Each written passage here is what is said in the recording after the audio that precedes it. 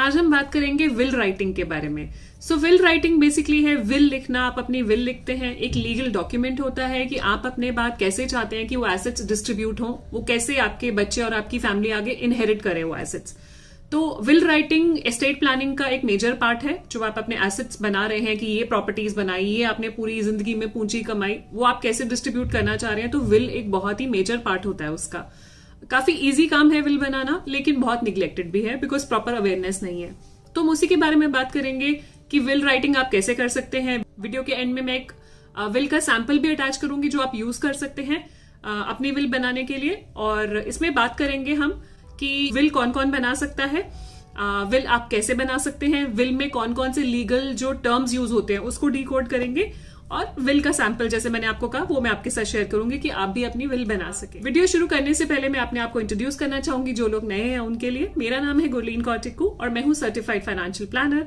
मैं हर वीक आपके लिए वीडियोस लेकर आती हूं जिससे कि आपकी पर्सनल फाइनेंशियल लाइफ एक इजी और हैप्पी फाइनेंशियल लाइफ बन पाए, क्योंकि हमारी कंपनी की टैगलाइन भी यही है, creating a wealth of happiness. So video बनाने से पहले मैं आपको बताना चाहूंगी, मैंने और मेरे हस्बैंड ने आज से 5 साल पहले विल लिखी थी। बिकॉज कहते हैं ना, you are never too young to write a will. So will is something जो आप अपने लाइफ टाइम में कभी भी लिख सकते हैं। उसकी कोई एज नहीं होती है, तो जितना जल्दी लिखेंगे उतना इजी है। क्यों? क्योंकि बहुत सारे आपने देखा कि डिस्प्यूटेड जो प्रॉपर्टी के डिस्प्यूटेड केसेस क्यों होते हैं, इसीलिए होते हैं क्योंकि प्रॉपर विल ड्राफ्टेड नहीं होती है।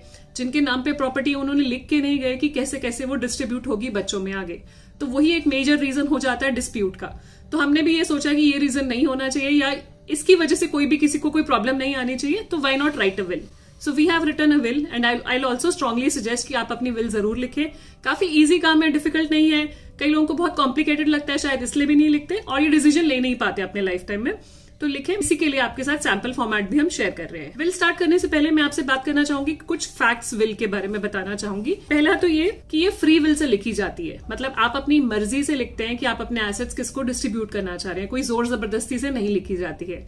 सेकंड है, जो भी मेजर है, एज में 18 ईयर्स प्लस है और गुड मेंटल हेल्थ के हैं, वो विल लिख सकते हैं। थर्ड है, अगर विल ऑब्टेन की गई है फोर्स से, जोर जबरदस्ती से या किसी के इन्फ्लुएंस में आके विल लिखी गई है, तो विल वैलिड नहीं होगी बिकॉज वो फ्री विल से नहीं लिखी गई है। फोर्थ है, लाइफ टाइम में आप कभी भी लिख सकते हैं, जैसे मैंने कहा कोई एज नहीं होती है विल लिखने की, आप कभी भी लिख सकते हैं। फिफ्थ है, आप जितनी बार मर्जी लिख सकते हैं। मान लीजिए आप कुछ अमेंडमेंट चाहते हैं अपनी विल में, आपने लिख दिया, कुछ चेंजेस हुए, कुछ एसेट्स कम हुए, कुछ ज्यादा हुए, आप अपनी मर्जी से जो आपने पहले नाम लिखे बेनिफिशियरी के वो चेंज करना चाहते हैं, तो वो जितनी बार मर्जी आप कर सकते हैं, उस पर कोई रिस्ट्रिक्शन नहीं है। उसको बेसिकली कोडिसिल बोलते हैं। जितनी बार आप अमेंडमेंट करते हैं विल के अंदर, तो codicil is the document, legal document जब आप चेंज करते हैं।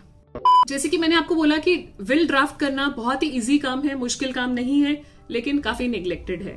उसके लिए सिंपल, अगर मैं आपको सिंपल लैंग्वेज में एक समराइज करके बताना चाहूं तो आपको करना क्या है, आपको अपनी सारी प्रॉपर्टीज, सारे एसेट्स जॉट डाउन करने हैं कि ये मेरे एसेट्स हैं, ये प्रॉपर्टीज हैं, और उसके बाद अपने बेनिफिशरीज के नाम अलग से लिखने हैं कि ये मेरे बेनिफिशरीज हैं, मैं इनके नाम पे ये एसेट ट्रांसफर या करना चाहता हूं या करना चाहती हूं। सो बेसिकली एसेट्स अगर आप पीस ऑफ पेपर पे भी लिख देते हैं तो वो वैलिड माना जाता है। जरूरी नहीं है कि स्टैम्प पेपर पे आपको चाहिए, और साथ में 2 इंडिपेंडेंट विटनेसेस चाहिए। जो बेनिफिशरीज हैं वो विटनेस नहीं हो सकते हैं क्योंकि वो विल से गेन नहीं करेंगे, तो इसलिए वो विटनेस सेम नहीं हो सकते हैं। बेनिफिशरीज अलग रहेंगे, 2 इंडिपेंडेंट विटनेस अलग रहेंगे। पहले बात कर लेते हैं कि टर्मिनोलॉजीज कौन कौन सी यूज होती हैं विल में, सो दैट आपको और पता लग जाए विल के बारे में कि कैसे विल को बनाना है। पहला टर्म आप सुनेंगे विल मेकिंग में, विल ड्राफ्टिंग में, testator, which is the person who is making the will. जैसे अगर आप बना रहे हैं तो आप टेस्टेटर हैं, विल जो बना रहे हैं वो टेस्टेटर है। बेनिफिशरी मतलब the person who inherits the property under will. अगर आप इनहेरिट कर रहे हैं तो आप बेनिफिशरी हैं। एग्जीक्यूटर होते हैं जो टेस्टेटर्स का लीगल रिप्रेजेंटेटिव है, जो एग्जीक्यूट करेंगे विल को, तो उनकी विश के हिसाब से वो एसेट्स डिस्ट्रीब्यूट करेंगे। कोडिसिल, जैसे हमने पीछे बात करी, कोडिसिल एक ऐसा डॉक्यूमेंट है कि अगर आप कुछ चेंजेस करते हैं, माइनर चेंजेस मान लीजिए विल में होते हैं, तो वो कोडिसिल में डॉक्यूमेंट हो जाते हैं। अब बात करेंगे कि विल के कितने कितने सेक्शंस होंगे, कैसे कैसे विल ड्राफ्ट करने में क्या क्या पार्ट्स होंगे। पहला है पर्सनल डिटेल्स। को विल बनाते टाइम पर्सनल डिटेल्स में अपना नाम, फादर्स नेम, आपका एड्रेस और डेट ऑफ बर्थ मेंशन करना जरूरी है। डिक्लेरेशन ऑफ डेट, जब आप बना रहे हैं तो विल पे डेट होनी बहुत जरूरी है कि किस डेट पे आप विल को बना रहे हैं। नेक्स्ट है, आपको वैलिडेट करना है कि आपने फ्री विल से बनाया है, अपनी मर्जी से आपने ये बनाया है। तो ये लिखना बहुत जरूरी है कि जब आप बना रहे हैं, आप पूरे होशोहवास में हैं, आप अच्छी मेंटल स्टेट में हैं, और आप जब ये विल लिख रहे हैं तो किसी इन्फ्लुएंस में आके नहीं लिख रहे हैं। एग्जीक्यूटर की डिटेल्स देनी जरूरी है। जो हमने बात करी, एग्जीक्यूटर वो होता है जो लीगल रिप्रेजेंटेटिव होता है टेस्टेटर का, विल को एग्जीक्यूट करेंगे। तो एग्जीक्यूटर की प्रॉपर डिटेल, उनका नाम, उनका एड्रेस, उनकी डिटेल्स, इंफॉर्मेशन प्रॉपर विल में ऐड करनी है हमें। नेक्स्ट सेक्शन होता है जहां पे जो मेजर पार्ट होता है विल का, details of assets and beneficiaries. जो आपके एसेट्स हैं जिसके लिए विल बनाई जा रही है, जो कोर कंपोनेंट है विल का। एसेट्स हो गए आपकी मूवेबल प्रॉपर्टी हो गई, इमूवेबल प्रॉपर्टी हो गई, ज्वेलरी हो गई, गोल्ड हो गया as an asset class apart from jewellery, आपका इंश्योरेंस पॉलिसीज हो गई, आपके म्यूचुअल फंड्स हो गए, आपके बॉन्ड्स हो गए, फिक्स्ड डिपॉजिट्स हो गए, कुछ और पोस्ट ऑफिस डिपॉजिट्स हो गए। तो ये सारी चीजें, शेयर्स हो गए, तो ये सारी चीजें आपके एसेट्स हैं। तो ये एसेट्स आप मेंशन करेंगे कि ये एसेट्स हैं। फिर बेनिफिशियरीज के नाम उसके सामने कि कौन सा एसेट आप कौन से बेनिफिशियरी के नाम पे करना चाहते हैं, कितना परसेंटेज में डिवाइड करना चाहते हैं, वो मेंशन करना जरूरी है। So everything has to be crystal clear. ऐसा नहीं है कि इन बिटवीन द लाइंस कुछ पढ़ने वाली चीज नहीं होनी चाहिए, सब कुछ क्रिस्टल क्लियर होनी चाहिए ताकि विल कभी कॉन्टेस्ट ना हो पाए। आप जैसे अपनी मर्जी से डिस्ट्रीब्यूट करना चाहते हैं एसेट्स, उसी तरीके से डिस्ट्रीब्यूट हो। नेक्स्ट है इंपॉर्टेंट, सिग्नेचर करना जरूरी है। आपने अगर विल बनाई है तो उसको साइन भी करना जरूरी है। नेक्स्ट है 2 इंडिपेंडेंट विटनेसेस। जब आप विल बना रहे हैं तो कोशिश कीजिए कि 2 इंडिपेंडेंट विटनेसेस हों, उनके सिग्नेचर हों, उनका नेम, एड्रेस, उनका फादर्स नेम मेंशन्ड हो, सो दैट कल को कोई डिस्प्यूट ना कर पाए, कोई कॉन्टेस्ट ना कर पाए इस विल को। कुछ और इंपॉर्टेंट पॉइंट्स बताना चाहूंगी आपके साथ सैंपल फॉर्मेट शेयर करने से पहले। अभी हमने बात करी कि विल के बारे में जो फैक्ट्स हमने बात करी, कुछ इंपॉर्टेंट पॉइंट्स दोबारा से मैं दोहराना चाहूंगी। एक तो यही कि आप विल बना सकते हैं अगर आप 18 ईयर से ऊपर हैं। विल जो है, विल एक लिविंग डॉक्यूमेंट होता है, आप जितने चेंजेस करना चाहें उतने चेंजेस आप कर सकते हैं उसमें। नेक्स्ट है, आपको विल को रिव्यू करना जरूरी है। अगर आप बाय करते हैं या सेल करते हैं कोई एसेट्स, मान लीजिए आपने कोई प्रॉपर्टी खरीदी या कोई प्रॉपर्टी बेची, विल में ऑल्टरेशन करना जरूरी है, उसको रिव्यू करना जरूरी है from time to time. Executor की जो हमने बात की थी वो मैंडेटरी नहीं होता अपॉइंट करना, बट प्रेफर्ड होता है कि एक एग्जीक्यूटर विल में अपॉइंट करें। आप माइनर्स को भी बेनिफिशियरी कर सकते हैं, बट उनके साथ आपको एक गार्जियन भी अपॉइंट करना पड़ेगा। जैसे मैंने बात की टाइप्स ऑफ विल में, आप अपने सिंगल विल भी बना सकते हैं और जॉइंट विल भी बना सकते हैं। तो जॉइंट विल उसी टाइम इफेक्ट पे आती है अगर मान लीजिए हस्बैंड एंड वाइफ दोनों ने जॉइंट विल बनाई हुई है कि ये हमारे एसेट्स और हम ऐसे ऐसे डिस्ट्रीब्यूशन चाहते हैं। तो जॉइंट विल इफेक्ट में तभी आती है जब हस्बैंड एंड वाइफ दोनों की डेथ हो जाती है, उसके बाद ही जॉइंट विल एग्जीक्यूट हो सकती है। नेक्स्ट है, अगर आप कोई प्रॉपर्टी जॉइंटली होल्ड कर रहे हैं, मान लीजिए कोई आप घर होल्ड कर रहे हैं और वो 50% आपके नाम पे है, 50% स्पाउस के नाम पे है, आप जो अपने नाम पे है, जो आपका शेयर है, सिर्फ उसी को ही आप आगे विल में मेंशन कर सकते हैं, जो आपका शेयर है कि मेरे बाद ही मेरा शेयर इतना, इसको ट्रांसफर किया जाए। जो स्पाउस के नाम पे है उसको नहीं कर सकते हैं, तो आप अपना शेयर ही बेसिकली आप इनहेरिटेंस के लिए आप डाल सकते हैं। ये बहुत सारे मैंने फ्रिक्वेंटली आस्क्ड क्वेश्चंस आपके पहले ही आंसर कर दिए। एक और क्वेश्चन आता है कि जो आपकी नॉमिनेशन होता है, मान लीजिए आपने इंश्योरेंस पॉलिसी में किसी को नॉमिनेशन करा हुआ है और विल में आपने उन एसेट्स के लिए किसी और को बेनिफिशियरी रखा हुआ है, तो मोस्ट ऑफ द केसेस में आप ये ध्यान रखिएगा, मोस्ट ऑफ द केसेस में जो विल है वो सुपरसीड करती है नॉमिनेशन को, मतलब विल उसकी जगह ले लेती है।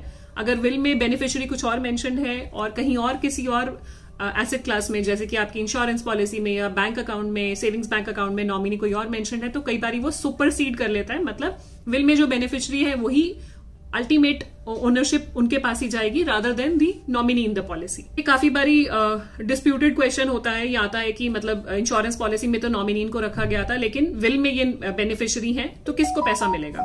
तो आप ये ध्यान रखिएगा, विल क्योंकि एक लीगल डॉक्यूमेंट है तो वो सुपरसीड करेगा जो नॉमिनेशन ऑलरेडी करी हुई है आपने।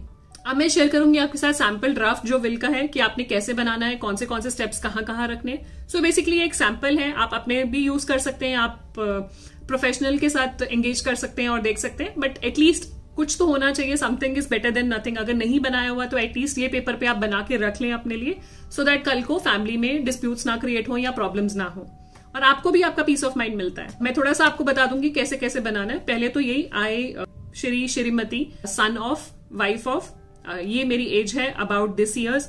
बाय रिलीजन, जैसे यहाँ पे मैं एग्जाम्पल लिया हूं हिंदू। बाय ऑक्यूपेशन, मैं ऑक्यूपेशन क्या करता हूं या करती हूँ। Residing at, address. Declare this to be my last and final will, revoking all previous wills. तो क्या होता है कि जब भी पहले आपने कोई विल बनाई हो तो ऑटोमेटिकली रिवोक हो जाएगी इस विल के साथ। विच आई मेक ऑन दिस, ये डे आ जाएगा, ईयर आ जाएगा, विदाउट एनी परसुएजन और कोएजन और and out of my free will only. जो हम बात कर रहे थे कि किसी के इन्फ्लुएंस में आके नहीं है, फोर्स में नहीं है, मैंने फ्री विल से बनाई है। नेक्स्ट पॉइंट है कि I hereby revoke all former wills and codicils, मतलब अगर पहले को मैंने विल बनाई है उसका ऑल्टरेशन किया है तो वो रिवोक करता हूँ या करती हूँ, और ये मेरी विल स्टैंड करेगी आज के बाद। आई अपॉइंट मिस्टर, जो भी नाम आप देना चाहेंगे, to be the executor of this will. और ये भी लिख सकते हैं, मान लीजिए जो एग्जीक्यूटर है अगर उनकी पहले डेथ हो जाती है तो फिर नेक्स्ट एग्जीक्यूटर कौन होगा, तो वो भी आप मेंशन कर सकते हैं विल में। Executor will have the power under the law to implement the directions regarding, basically ये लीगल लैंग्वेज है जो पिक की गई है। सो उसके बाद आप एसेट्स मेंशन करेंगे, ये मेरे एसेट्स हैं, इमूवेबल प्रॉपर्टीज के नाम। मूवेबल एसेट्स क्या क्या है आपके, इमूवेबल हो गए आपके जो प्रॉपर्टीज है, बेसिकली इमूवेबल एसेट्स वो हो गए। मूवेबल एसेट्स हो गए आपके cash, bank balance, gold, diamond jewellery, bank के फिक्स डिपॉजिट्स, बॉन्ड्स, कुछ भी आपने लिया हुआ है, जो भी एसेट्स हैं आपके, आप कुछ भी मेंशन कर सकते हैं। आप ये एक एग्जांपल है। तो उसके बाद नीचे हम मेंशन करेंगे कि कैसे कैसे हम बेनिफिशियरीज को डिवाइड करेंगे, कौन सा एसेट कौन से बेनिफिशियरी को जाएगा और कितना परसेंटेज जाएगा। देन लास्ट में आप मेंशन कर सकते हैं कि आफ्टर योर डेथ जो भी आपकी इनकम टैक्स लाइबिलिटी है या वेल्थ टैक्स है, तो इस पैसे में से पहले वो दिया जाएगा, उसके बाद ये एसेट्स डिस्ट्रीब्यूट किए जाएंगे। तो ये एक सैंपल है। इस तरह से आप सारे सैंपल्स आपको ऑनलाइन भी मिल जाएंगे, बट एक सिंप्लीफाइड जो हमने भी यूज करा तो वही मैं आपके साथ शेयर कर रही हूँ। आप ये यूज कर सकते हैं और अपने लिए विल बना सकते हैं और अपना पीस ऑफ माइंड ले सकते हैं। कुछ भी क्वेश्चंस हो इसके रिगार्डिंग या कुछ भी आप पूछना चाहें, क्योंकि काफी सारे पॉइंट्स मैंने कवर करे हैं, कुछ भी आप पूछना चाहें, कुछ भी एड ऑन करना चाहें, कुछ अपना एक्सपीरियंस शेयर करना चाहें, जो आपने आसपास देखा हो वो एक्सपीरियंस शेयर करना चाहें, अपना personal experience for everyone's benefit out there, please do that. And इसी के साथ हम ये वीडियो खत्म करते हैं। मिलते हैं आपको जल्दी next week. Stay safe, take care and a quick reminder, अगर अभी तक आपने हमारे चैनल को सब्सक्राइब नहीं करा है तो डू सब्सक्राइब। आई प्रॉमिस आपको रेगुलरली इंफॉर्मेटिव कंटेंट मिलता रहेगा। Thank you so much, bye bye.